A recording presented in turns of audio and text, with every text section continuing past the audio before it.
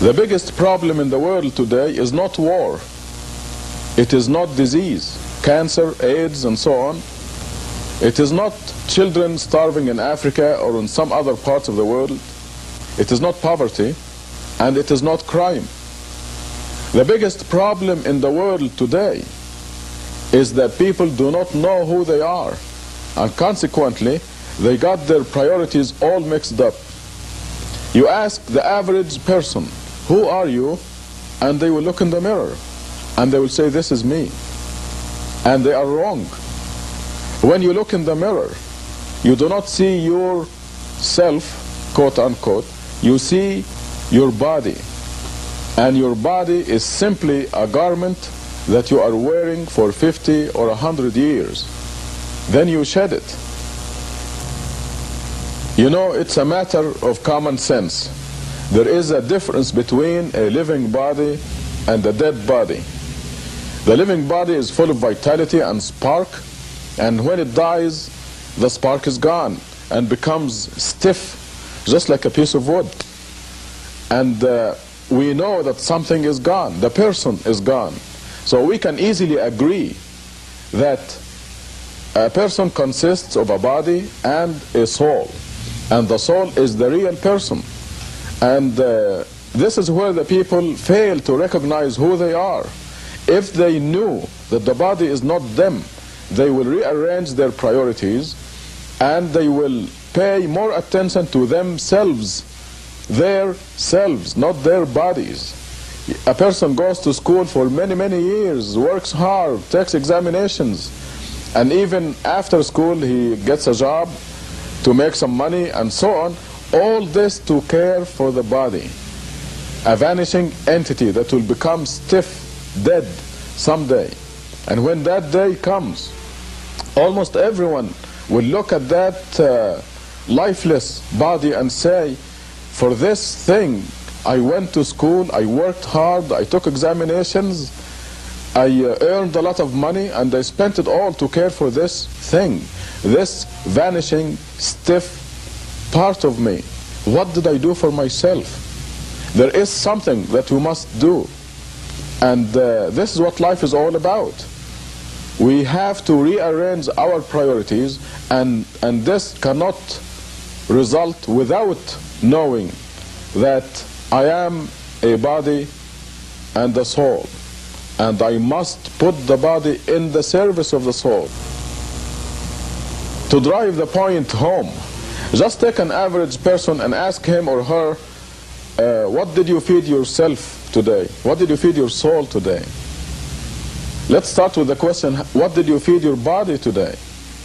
And they will tell you, I gave my body breakfast, lunch, dinner, numerous snacks, but they gave nothing to the real person, to themselves. What did they feed themselves? We nourish the babies. When we are born, we give the baby milk and so on, and then the baby grows, becomes a child, and we give him potatoes and meat and rice, and the body grows to 5 or 6 feet. But what did we do for the real person? This is the major question that we're addressing right now. This is what life is all about. People are giving attention to the vanishing entity and totally ignoring the real person. there is such a thing as food for the soul, nourishment for the real person. And now the new thing that I have for you is tangible evidence that there is food and nutrition for the real person. And the strange thing that is not known yet, is not commonly known anyway, is that just as the body grows, the real person or the soul grows in leaps and bounds. Maybe the body goes to 5 or 6 feet, but the soul or the real person grows to immense sizes. I don't want to confuse you right now, but the size of the soul can be as big as the city of Tucson. I'm not exaggerating. We now have tangible evidence that the soul can grow from a very small size, like a cat, to a huge size. And this makes it even more important to nourish and feed the real person. Now, what is the food for the soul?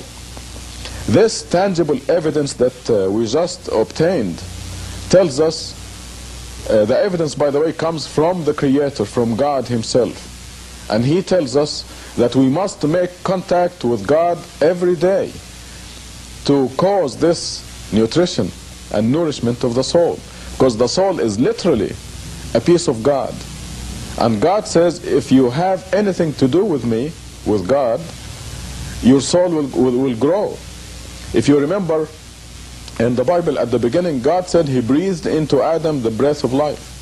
So the soul is part of God's breath. And if we have anything to do with God, we grow. However, there is a specific set of nutrition that we can offer to ourselves.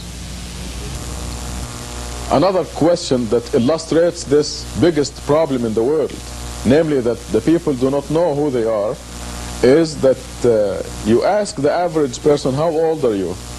And he or she will give you a number somewhere between 15 and 85 years old. Wrong. Again.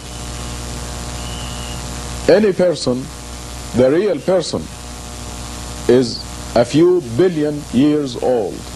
And this is the new information that we obtained from this new tangible evidence.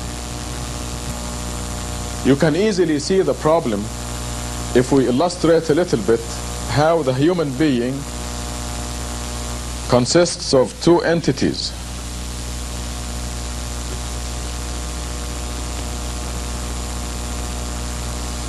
One entity is the body. Let us represent it by this dot right here. And the eternal person. And this is an infinite entity. It will never die. It just goes on forever and ever. So here we have a body that lasts a period of time somewhere between 50 and 100 years. We know that we all exist. We are all under death sentence. And this period, when you divide any number by infinity, it equals 0. If you live 1,000 years, you divide this by infinity, and it equals 0. This is just plain mathematics. So the body that is going to live for a 0, for all practical purposes, 0 period of time, is taking all our attention. We spend 24 hours a day taking care of this insignificant entity, the vanishing entity. And the question is, how much are we doing for this eternal entity, the real me? What am I doing for it? Now that we agree that we must rearrange our priorities and give more attention to the real person, the soul, instead of wasting all our life taking care of the vanishing entity, now what specifically are we supposed to do?